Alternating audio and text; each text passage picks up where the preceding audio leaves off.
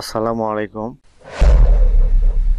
সুপ্রিয় সপ্তম শ্রেণীর শিক্ষার্থী, আশা করছি তোমরা সবাই ভালো আছো। সপ্তম শ্রেণীর বার্ষিক সামষ্টিক মূল্যায়ন 2024 ডিজিটাল প্রযুক্তি বিষয়ে যে সিলেবাস দেওয়া হয়েছে দেখো, সেখানে এই কয়টি অধ্যায় বা শিখন অভিজ্ঞতা রয়েছে। আজ আমি শিখন অভিজ্ঞতা 2 বুদ্ধিভিত্তিক সম্পদের ব্যবহার, এই শিখন অভিজ্ঞতার গুরুত্বপূর্ণ এক কথায় উত্তর নিয়ে আলোচনা করব। গত পর্বে আমরা এই শিখন অভিজ্ঞতার এমসিকিউ প্রশ্ন নিয়ে আলোচনা করেছি।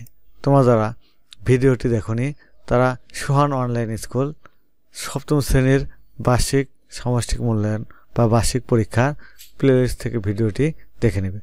চলো তাহলে আমরা এই শিখন অভিজ্ঞতার গুরুত্বপূর্ণ এক কথায় উত্তর আমাদের নোট থেকে দেখে নিই।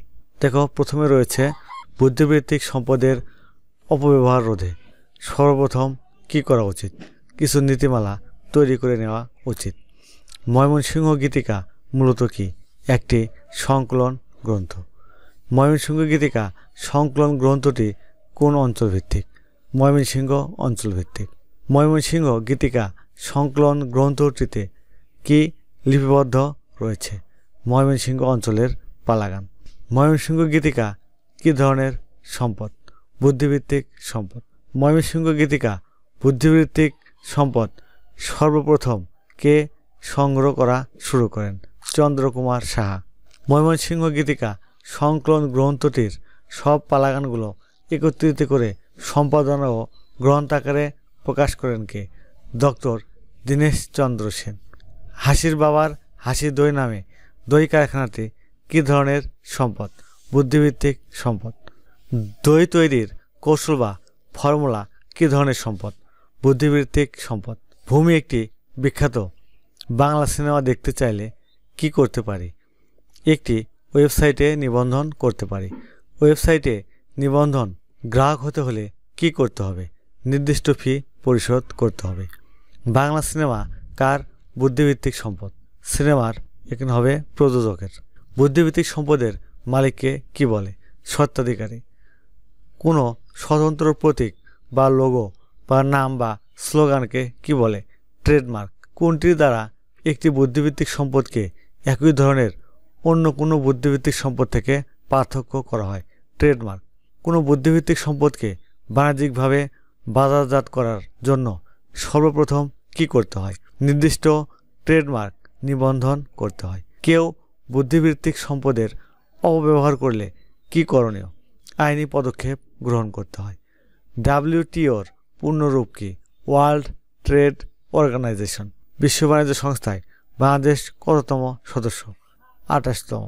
একটি বুদ্ধিবৃত্তিক সম্পদের ট্রেডমার্ক নিবন্ধনের জন্য কতটি ধাপ অনুসরণ করতে হয়? 5টি। ট্রেডমার্কের নিবন্ধিত স্বত্বাধিকারীর নামে কি প্রদান করা হয়? একটি ট্রেডমার্ক সনদ।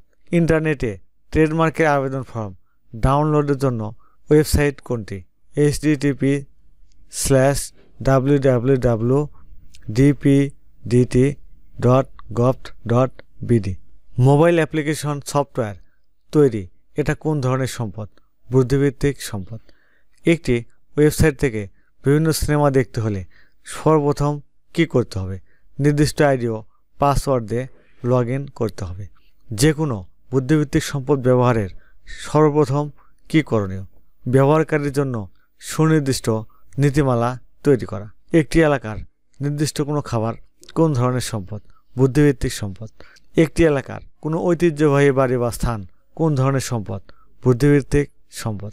সুপ্রিয় শিক্ষার্থী, এ হলো তোমাদের বুদ্ধিবৃত্তিক সম্পদের ব্যবহার এই শিখন অভিজ্ঞতার গুরুত্বপূর্ণ কিছু সংক্ষিপ্ত প্রশ্ন এবং গুরুত্বপূর্ণ কিছু এক কথায় উত্তর। তোমরা এক কথায় উত্তর এবং এমসিকিউ প্রশ্ন কমন পাওয়ার জন্য মূল বইটি ভালো করে পড়ে নেবে।